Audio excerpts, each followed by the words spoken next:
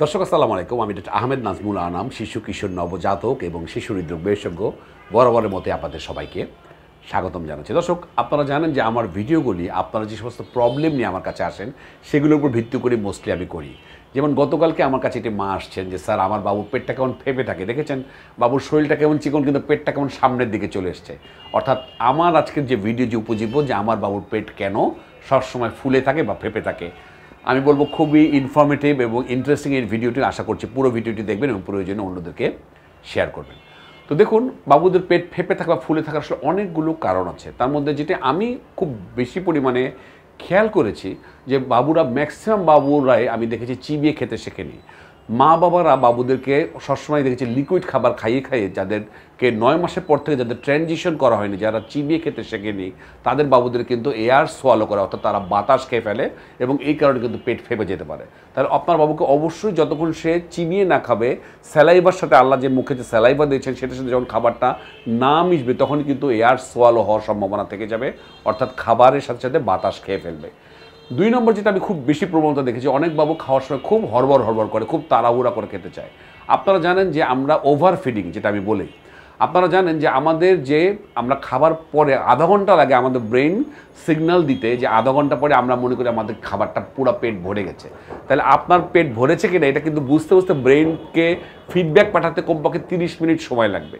তাহলে যারা এই 30 মিনিটের ভিতরে গোগ্রাসে করে গিলতে থাকবে তাদের কিন্তু ওই ব্রেন বুঝে ওঠার আগে তারা অনেক বেশি খাবার কনজিউম করে ফেলবে এবং তাদের পেটটা ফেপে থাকবে। সুতরাং এটি একটু ওভার ফিডিং এবং দ্রুত খাবার কিন্তু পেটে গ্যাস হওয়ার একটা অন্যতম কারণ।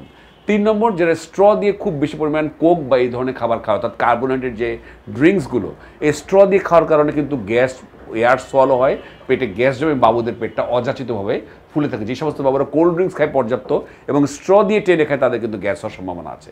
যারা সবসময় চকলেট মুখে রাখে, শক্ত চকলেট বা চুইংগাম চিবায়, তাদেরও কিন্তু এরকম পেটে গ্যাস ঢোকার সম্ভাবনা আছে এবং সেই সমস্ত বাবুদের কিন্তু পেটটা অযাচিতভাবে ফুলে থাকে। মারা যেটা কমপ্লেন করে, স্যার পেটটা কেমন দেখেছে সামনের দিকে চলে এসেছে। সুতরাং এই ব্যাপারগুলো আপনাকে খেয়াল রাখতে হবে। কিছু খাবারে কিন্তু বাবুদের গ্যাস হয়, সেই ব্যাপারে আমি সবসময় মনে করিয়ে দেবো। বিশেষ করে যে লেটুস খাবার, লেটুস পাতা যেটা বলছি আমরা, ফুলকপি, বাঁধাকপি, এগুলো খেলে কিন্তু প্রচুর পরিমাণে গ্যাস হয়।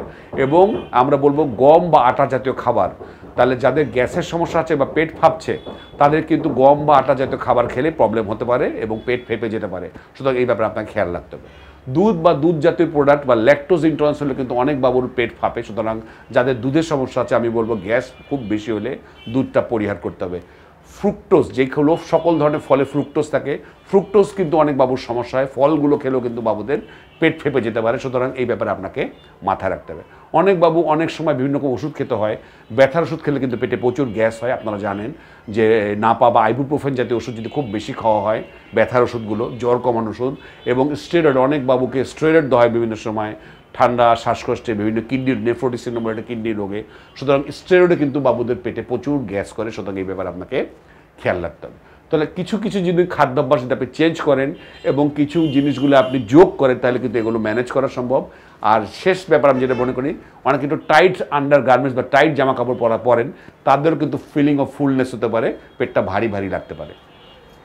তবে আমি বলবো কোনো কিছুই ডাক্তার দেখানোর বিনিময় নয়। যদি আপনি দেখেন এগুলো কোনো কিছু করেও কোনো চেঞ্জ হচ্ছে না, আপনি সবসময় বলবো পেট ফেপে যাওয়া কিন্তু কিছু রোগের লক্ষণ বলে আমরা মনে করি। বিভিন্ন রোগ আছে যেগুলোতে পেট অযাচিতভাবে ফেপে থাকে, ফুলে থাকে, অবশ্যই ডাক্তারের পরামর্শ নেবেন। আজ এ পর্যন্তই। পরবর্তী নতুন কোনো টপিক নিয়ে আবারও হাজির হব। সেই পর্যন্ত বরাবরের মতোই